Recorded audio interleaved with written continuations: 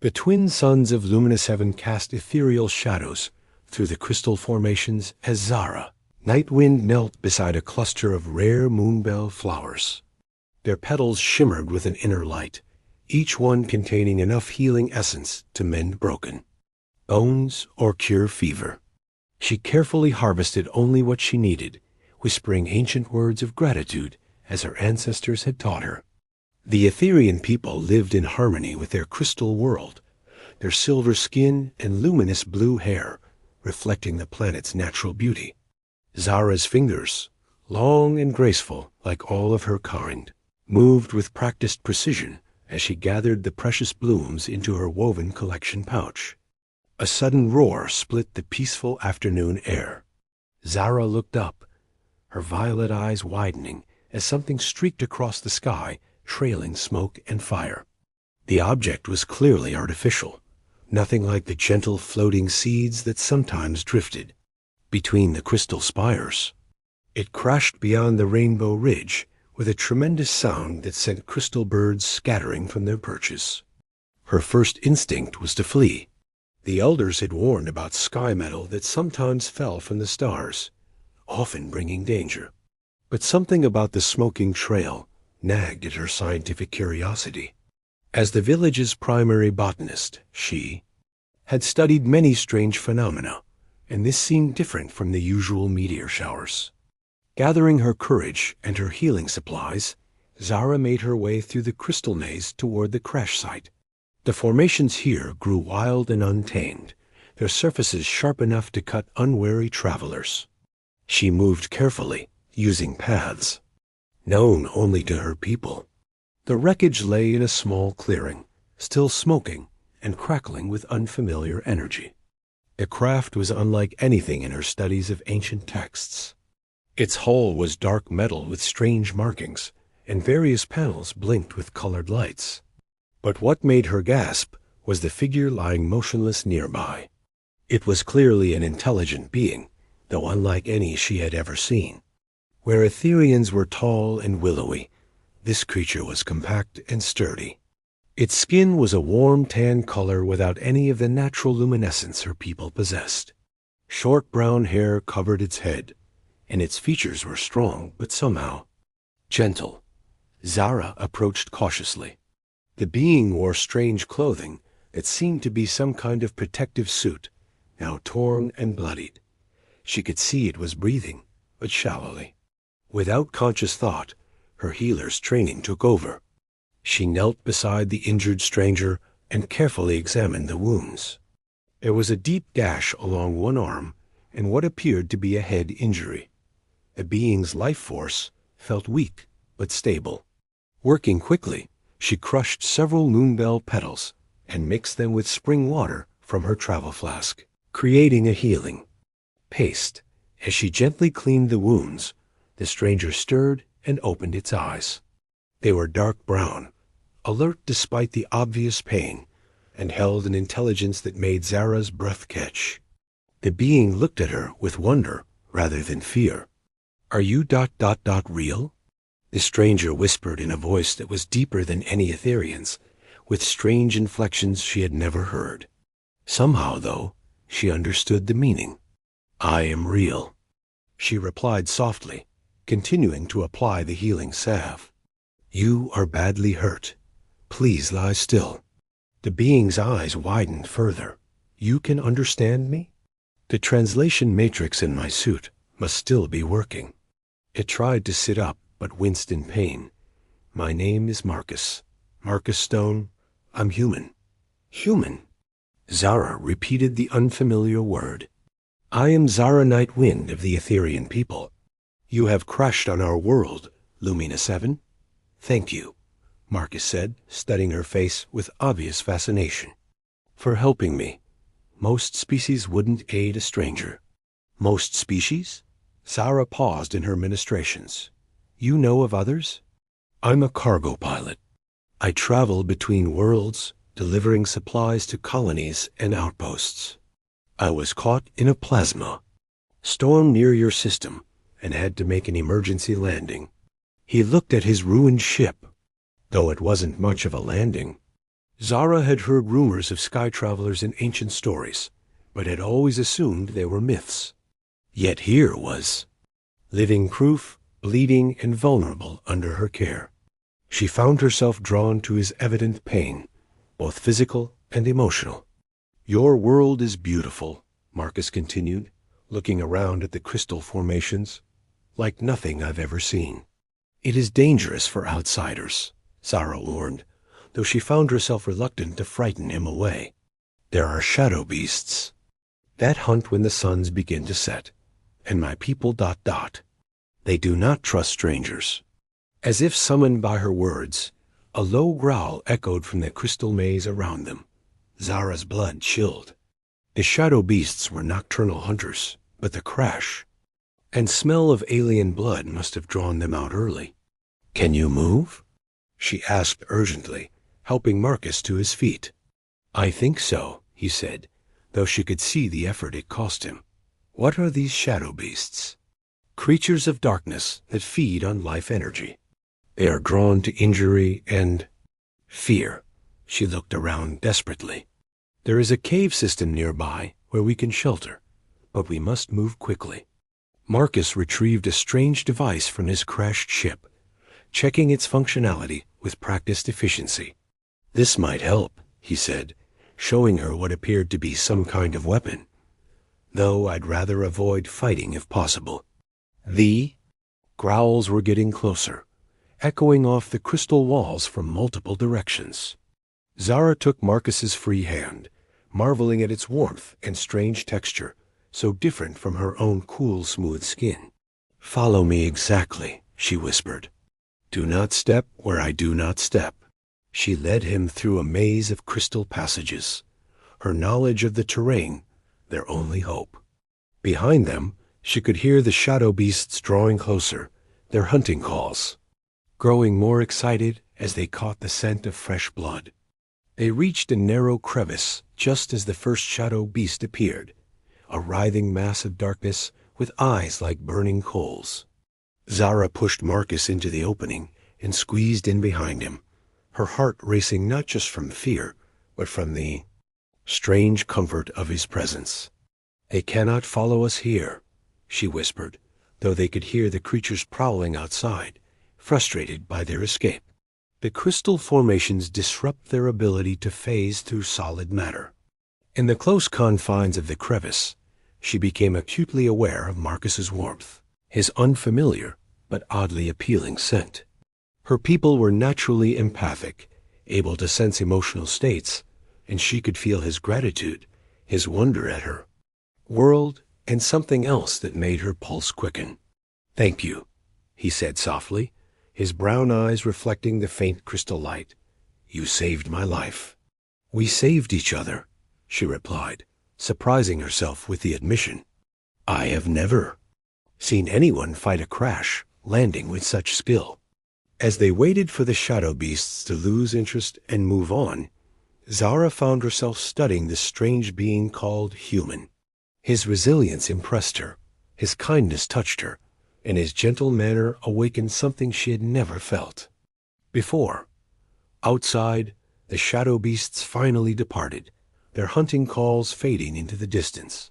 But Zara made no move to leave the shelter, and Marcus seemed content to remain close to her. Something had begun between them in that moment of mutual rescue, something that would change both their worlds forever. The twin suns set behind the crystal spires, painting the sky in shades of gold and purple, while in their hidden sanctuary, two hearts from different stars began to beat in harmony. The crystal crevice had grown cold as Lumina 7's twin suns disappeared beyond the horizon, but Marcus found warmth in Zara's presence. Her luminous skin provided a gentle glow in the darkness, and he marveled at how her violet eyes seemed to hold starlight within them.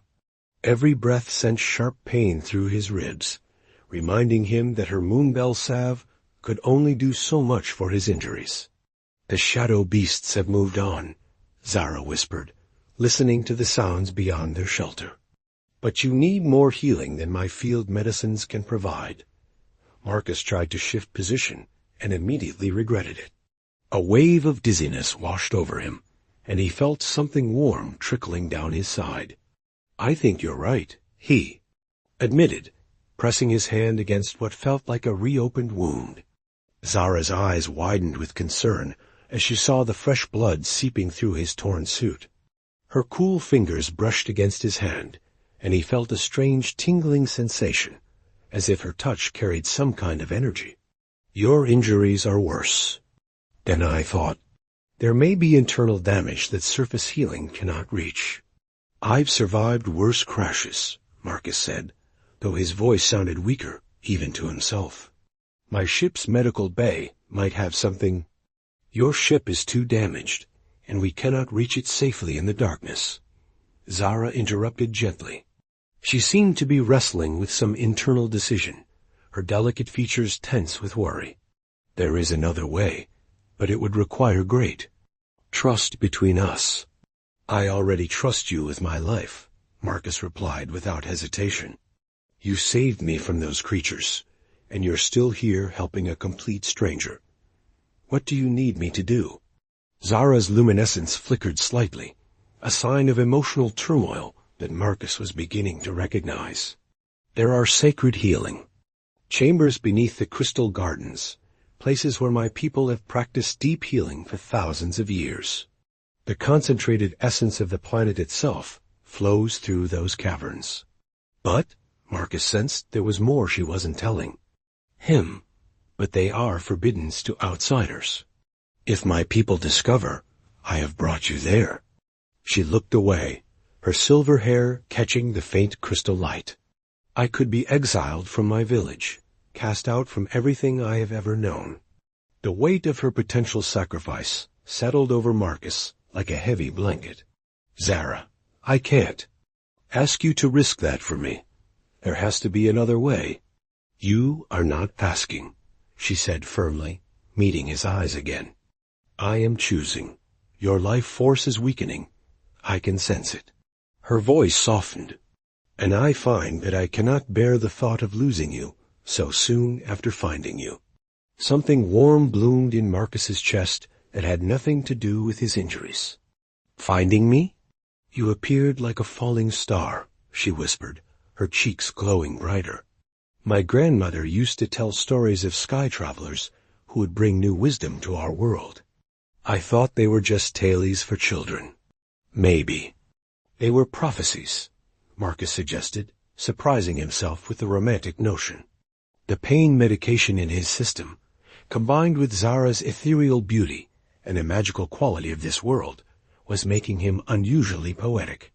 Zara smiled, the expression transforming her face into something so lovely that Marcus forgot to breathe.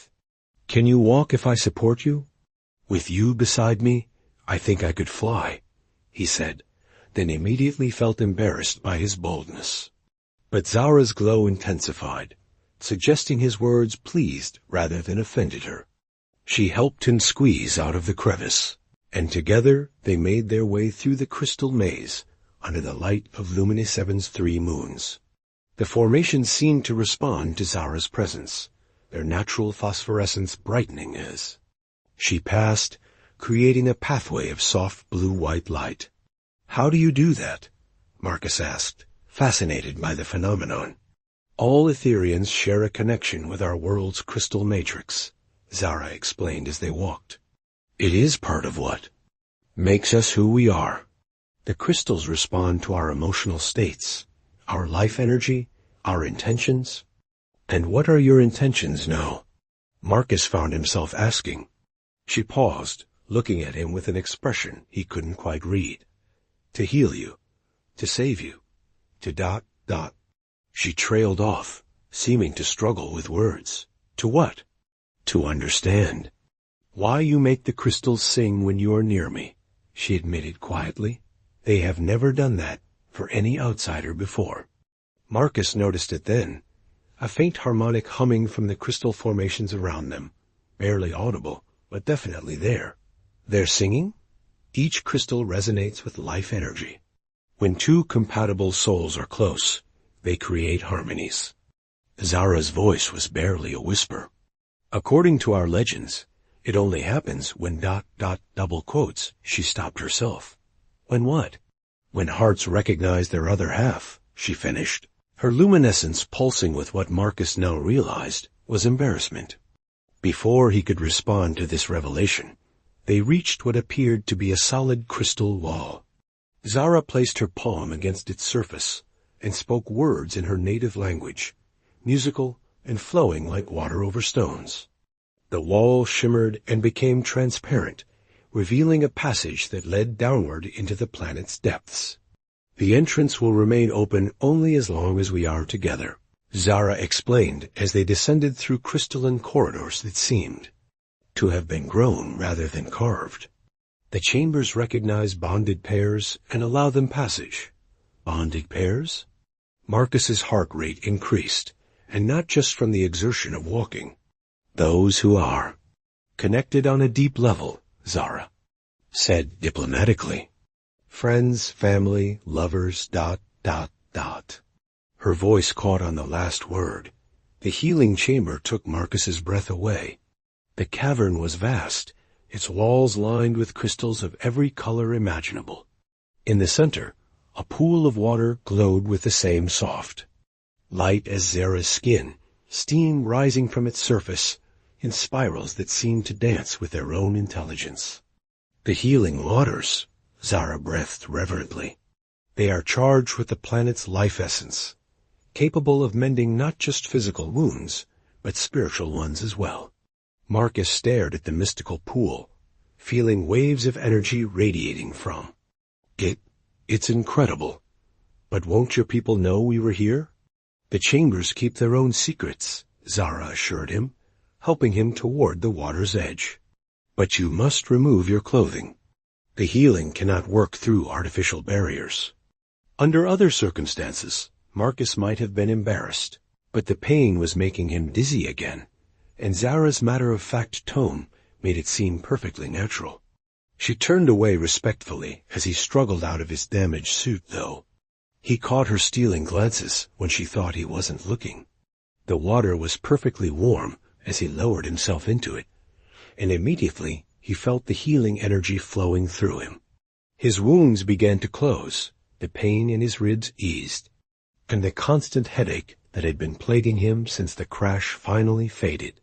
But more than physical healing was occurring.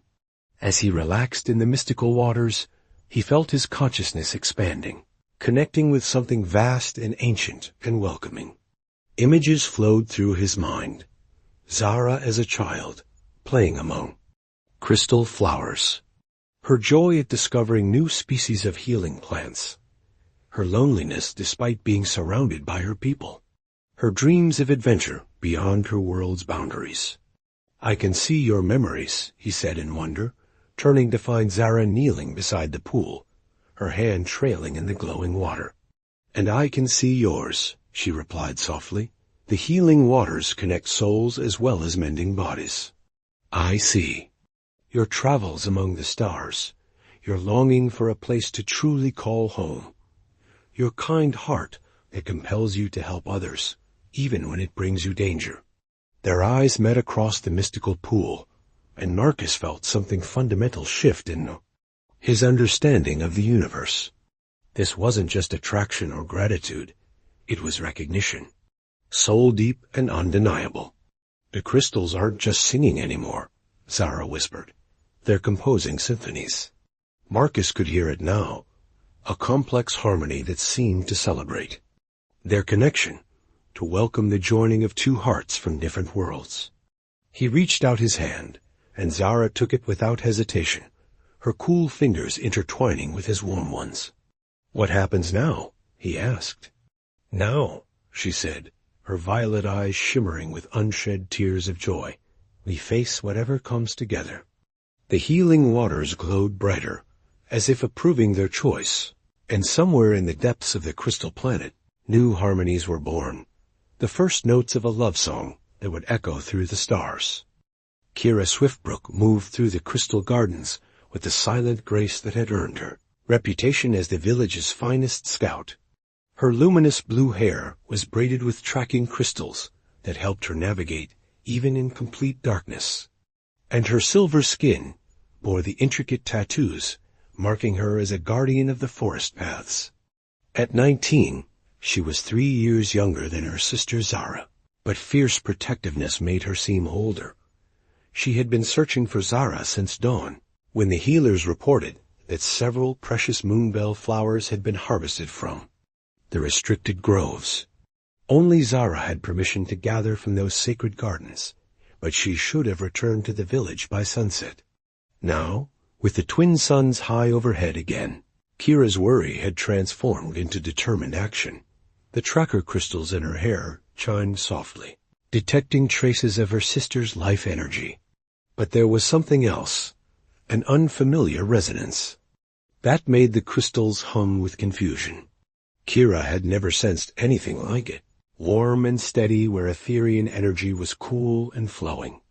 Following the trail led her deep into the forbidden zones, past crystal formations that sang warnings to turn back. But Kira had inherited her grandmother's gift for understanding crystal speech, and she knew how to ask permission rather than demand passage. The ancient formations grudgingly allowed her to continue. She found them in a secluded grove where rainbow crystals cast prisms of colored light through the air. Zara sat beside a small stream, her back against a singing crystal, while a male figure lay with his head in her lap. Kira's breath caught as she took in the stranger's appearance. Tan skin instead of silver, dark hair instead of luminous blue, and a compact build utterly unlike any Etherian.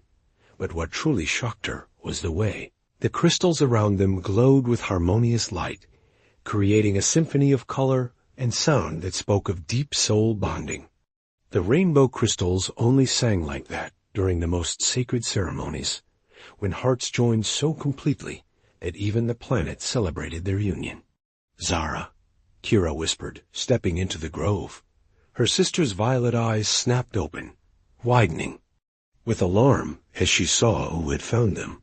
The male, the outsider, immediately sat up, positioning himself protectively in front of Zara, despite clearly still recovering from some injury. "Kira," Zara breathed, her luminescence flickering with anxiety. "I can explain. Can you?" Kira's hand moved instinctively to the crystal blade at her side, though she made no move to draw it. "Can you explain why you're consorting with a sky demon? Why the Forbidden's groves sing love songs for a creature that shouldn't exist? Sky demon?" The stranger's voice was deeper than any Etherian's, with unfamiliar inflections that somehow conveyed both strength and gentleness. "I'm human, not a demon. My name is Marcus Stone." "Human," Kira repeated the word like it tasted strange. "The beings from grandmother's old stories? Stories that may have been more truth than legend," Zara said softly, rising to stand beside Marcus. The movement brought them close together, and Kira noticed how naturally they seemed to fit at each other's side. "Kira, he crashed here yesterday. He was dying. I used the healing chambers to save him." "The healing chambers?" Kira's voice rose with shock. "You brought an outsider to the sacred depths? Zara, you could be exiled for such a breach of ancient law." "I know," Zara said quietly, "but I could not let him die." And Kira, the chambers accepted him. They recognized him as my bonded partner. Kira stared at her sister in disbelief. Bonded partners were chosen by the planet itself through the crystal resonance. It was the deepest form of connection known to their people, rarer than starfall, and more precious than the rarest healing stones. "That's impossible. He's not even Etherian."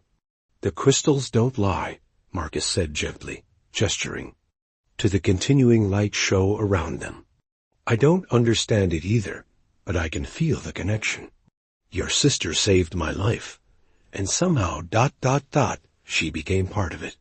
Kira studied the outsider carefully.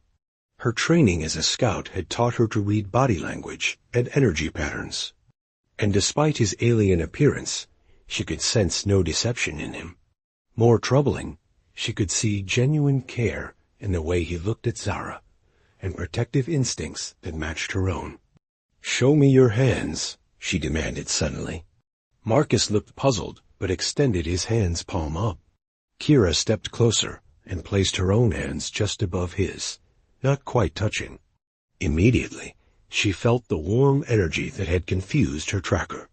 Crystals, but now she could analyze it properly. It was life force, as pure and strong as any she had ever sensed, just expressed differently than Etherian energy. "You're not corrupted," she said with surprise. "Your spirit is. Actually quite beautiful. Warm like summer sunlight instead of cool like moonbeams, but clean and bright." "Thank you," Marcus said uncertainly. "It's the highest compliment a scout can give," Zara explained, relief evident in her voice. "Kira can sense spiritual corruption, or evil intent. If she says your spirit is beautiful, then perhaps the ancestors knew what they were doing when they guided his ship to our world," Kyra finished thoughtfully. She was still wary, but her hostility was fading as she processed what her enhanced senses were telling her. "You believe the ancestors guided me here?" Marcus asked. "The crystal song suggested," Kira admitted reluctantly. She gestured to the continuing light display. "Rainbow crystals only create such harmonies for bonds that were destined by the planet's will. I have seen such displays perhaps 3 times. In my life, always for couples whose union brought great benefit to our people." "What kind of benefit?" Zara asked, moving closer to Marcus. Their hands found each other naturally, and the crystal song intensified. New knowledge, expanded understanding, sometimes ... Kira paused, considering her words carefully. "Sometimes the arrival of abilities that our people lacked before." As if responding to her words, Marcus touched one of the nearby crystals with his free hand. Instead of the usual gentle glow, the crystal blazed with brilliant light, its song becoming deeper and more complex. The effect rippled through the grove as other crystals responded, creating a cascade of sound and light unlike anything Kira had ever witnessed. "How did you do that?" she breathed. "I don't know," Marcus admitted, staring at his hand in wonder. "It just felt ... natural, like the crystal wanted to sing more brightly. Humans must have a different resonance frequency," Zara said excitedly, her scientist's mind already working on the implications. "If we could understand how Marcus affects the crystal matrix ... we could amplify the healing properties of the gardens." Kira finished, her scout's strategic thinking catching up quickly.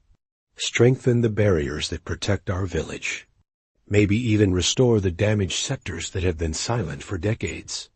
But first," a new voice said from the edge of the grove, "we must decide whether this outsider poses a threat to our way of life." All 3 of them turned to see Elder Thorn Starweaver stepping into the rainbow light. He was ancient, even by Etherian standards, his silver skin bearing the deep luminescence that came with centuries of wisdom. His long white hair was braided, with memory crystals that held the accumulated knowledge of generations, and his pale blue eyes missed nothing. "Elder Thorn," Zara said, immediately bowing respectfully. "I can explain."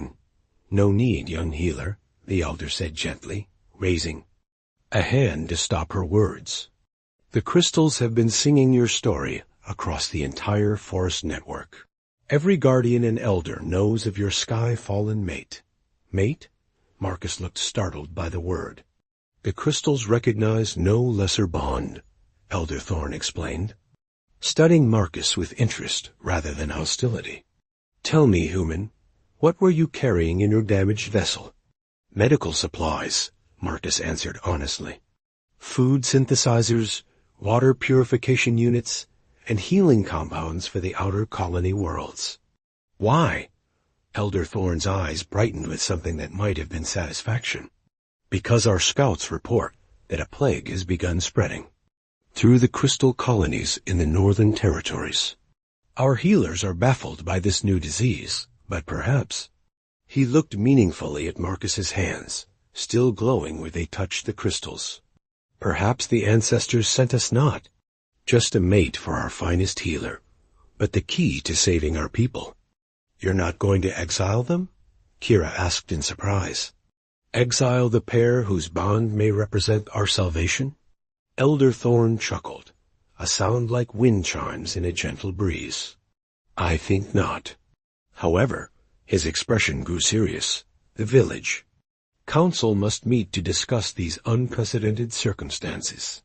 There will be questions, fears, demands for proof that this union serves the greater good. What kind of proof?